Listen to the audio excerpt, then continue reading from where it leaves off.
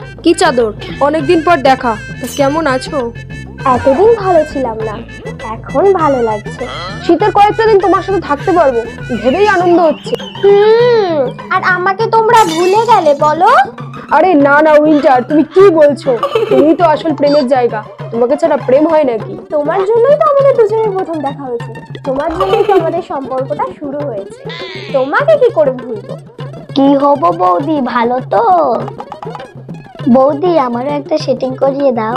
আমার বন্ধু কোল বালিশ আছে, তো ট্রাই করে দেখতে পারো। হাই বালিশ, আসলে আমি না তোমাকে অনেকদিন ধরে পছন্দ করি। কোলবালিশ কোলবালিশের মতো থাকবি, থাকিস তো পায়ের নিচে, মাথায় উঠার চেষ্টা। দেখতে এইটুকুনি ধানি লঙ্কা পুরো, চল হাট। চল হাট। আচ্ছা আচ্ছা, তোমরা লড়াই থামাও, তোমরা দুজন দুজনের থেকে দূরেই থাকো।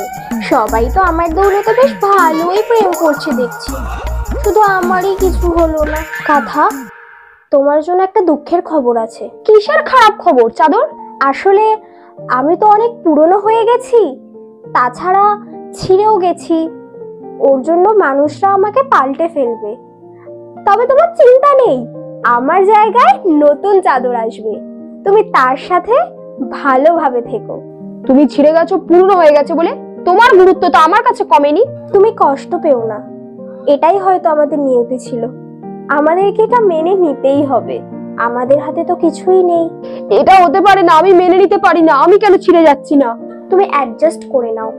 ইয়ার শেষে তুই বলছিস আমাকে আমার চাদরকে ছাড়া থাকতে হবে, তাও একটা নতুন চাদরের সাথে নতুন ভাবে। এটা তো আর আমাদের জায়গা নয়, ওদের বাড়ি। ওরা যেভাবে বলবে সেভাবেই চলতে হবে। আমি চাই এই শেষটাও যেন ভালোভাবেই হয়, হাসি মুখে হয়। বিদায়।